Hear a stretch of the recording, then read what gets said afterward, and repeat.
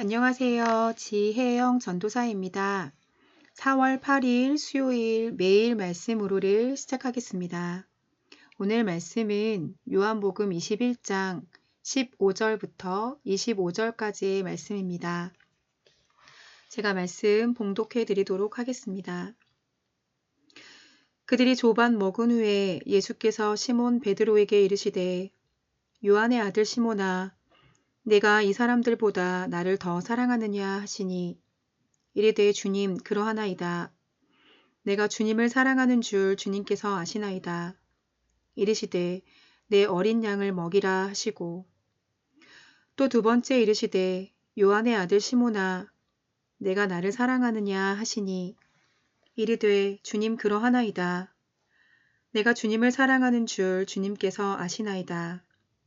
이르시되 내 양을 치라 하시고 세 번째 이르시되 요한의 아들 시몬아 내가 나를 사랑하느냐 하시니 주께서 세 번째 내가 나를 사랑하느냐 하심으로 베드로가 근심하여 이르되 주님 모든 것을 아시오매 내가 주님을 사랑하는 줄을 주님께서 아시나이다. 예수께서 이르시되 내 양을 먹이라. 내가 진실로 진실로 내게 이르노니 내가 젊어서는 스스로 띠띠고 원하는 곳으로 다녔거니와 늙어서는 내 팔을 벌리리니 남이 내게 띠띠우고 원하지 아니하는 곳으로 데려가리라. 이 말씀을 하심은 베드로가 어떠한 죽음으로 하나님께 영광을 돌릴 것을 가리키심이로라. 이 말씀을 하시고 베드로에게 이르시되 나를 따르라 하시니 베드로가 돌이켜 예수께서 사랑하시는 그 제자가 따르는 것을 보고 그는 만찬석에서 예수의 품에 의지하여 주님, 주님을 파는 자가 누구오니이까? 묻던 자더라. 이에 베드로가 그를 보고 예수께 여짜오되 주님 이 사람은 어떻게 되겠사옵나이까? 예수께서 이르시되 내가 올 때까지 그를 머물게 하고자 할지라도 내게 무슨 상관이냐? 너는 나를 따르라 하시더라.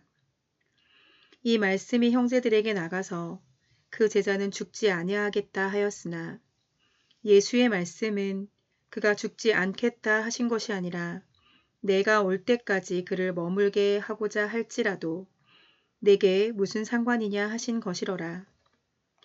이 일들을 증언하고 이 일들을 기록한 제자가 이 사람이라. 우리는 그의 증언이 참된 줄 아노라.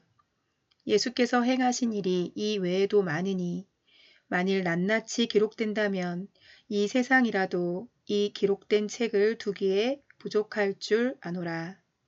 아멘. 사랑하는 성도 여러분, 오늘 우리는 한 사람을 끝까지 포기하지 않으시는 주님의 마음을 만나게 됩니다. 15절 말씀입니다. 요한의 아들 시몬아, 네가 나를 사랑하느냐? 이 사람들보다 더 나를 사랑하느냐? 주님께서는 베드로가 아닌 다시 시몬이라고 부르십니다. 사명을 받기 전의 이름, 처음 부르셨던 그 자리로 그를 다시 데리고 가십니다. 그리고 물으십니다. 이 사람들보다 더 나를 사랑하느냐? 이 질문은 비교를 요구하는 질문이 아닙니다. 베드로가 과거에 했던 나는 주를 위해 죽겠습니다 라는 자신감 있게 고백했던 그 고백을 떠올리게 하는 질문입니다. 주님께서는 지금 그의 실패를 들추시려는 것이 아니라 그 고백이 얼마나 연약했는지를 사랑으로 깨닫게 하시는 것입니다. 그리고 주님께서 말씀하십니다. 내 어린 양을 먹이라. 여기서 어린 양은 가장 연약한 영혼들입니다. 주님께서는 상처 입은 베드로에게 상처 입은 영혼들을 맡겨주십니다. 왜 그렇게 하셨을까요? 상처를 통과한 사람만이 다른 상처를 품을 수 있기 때문입니다. 16절 말씀입니다. 네가 나를 사랑하느냐? 주님께서 두 번째 질문하십니다. 이제는 비교도 사라지고 오직 사랑만 남아 있습니다. 베드로는 더 이상 자신을 내세우지 않습니다. 그리고 주께 대답합니다. 주님, 내가 주님을 사랑하는 줄을 주님께서 아십니다. 그리고 주님께서 말씀하십니다. 내 양을 치라. 이제는 단순히 먹이는 것이 아니라 그 양을 돌보고 또 인도하고 책임지라고 하시는 사명을 부여하십니다. 주님께서는 실패한 사람에게 더 깊은 사명을 맡기십니다. 왜냐하면 그 사람은 이제 자기의 힘이 아닌 주님께서 주시는 은혜로 서는 법을 알기 때문입니다. 17절 말씀입니다. 내가 나를 사랑하느냐? 주님께서 세 번째 베드로에게 질문하십니다. 베드로는 깊이 근심합니다. 세 번의 같은 질문, 세 번의 부인을 정확히 덮으시는 순간입니다. 그리고 베드로는 이렇게 고백합니다. 주님, 주님께서 모든 것을 아십니다. 이 고백은 자신의 사랑을 증명하려는 고백이 아니라 나는 부족하지만 주님은 모든 것을 아십니다. 라는 전적인 맡겨드림의 고백입니다. 그리고 주님은 다시 말씀하십니다.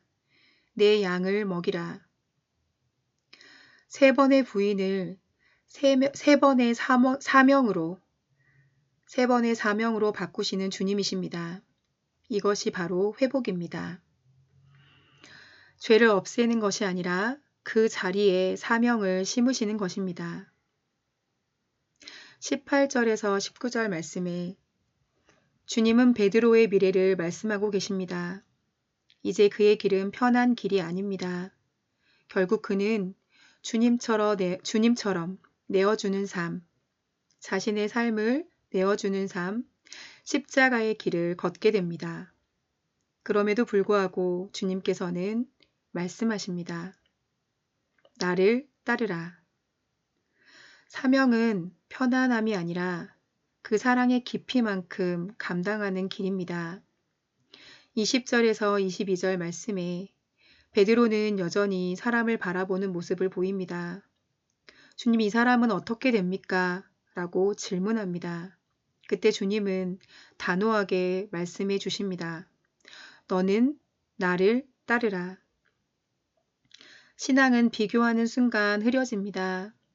주님께서는 우리 각 사람에게 다른 길, 또 다른 속도, 각각 다른 사명을 주셨습니다. 중요한 것은 얼마나 크게 쓰임 받았는가가 아니라 얼마나 끝까지 주님을 따랐는가입니다. 사랑하는 성도 여러분, 우리는 베드로와 같습니다. 사랑한다고 말하면서도 무너졌던 순간들이 있고 결심했지만 지키지 못하는 순간들이 많이 있었습니다. 때로는 감정이 먼저 앞서고 또 관계 안에서 사람들의 시선에 흔들리고 주님께서 주신 사명 앞에서 자신이 없어서 뒷걸음질 칠 때가 있었습니다. 하지만 주님은 그 모든 것을 아신 채로 우리에게 다시 물으십니다. 내가 나를 사랑하느냐? 그리고 주님은 또 우리에게 맡기십니다.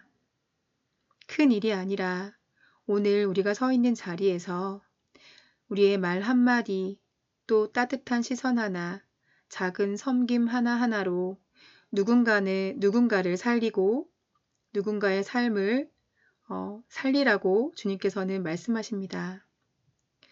주님께 우리의 삶을 내어드리고 주님을 사랑하는 마음으로 그 사명을 감당하는 오늘 하루 귀한 하루가 되시기를 축복합니다. 함께 기도하시겠습니다. 사랑의 주님, 우리의 연약함을 아시면서도 우리를 포기하지 않으시고 우리를 또다시 부르시고 또 다시 맡겨주시는 주님의 그 큰 사랑에 감사드립니다. 주님, 우리가 우리의 실패의 기억이 아니라 주님의 사랑으로 한 걸음씩 더욱더 나아갈 수 있도록 도와주시기를 원합니다.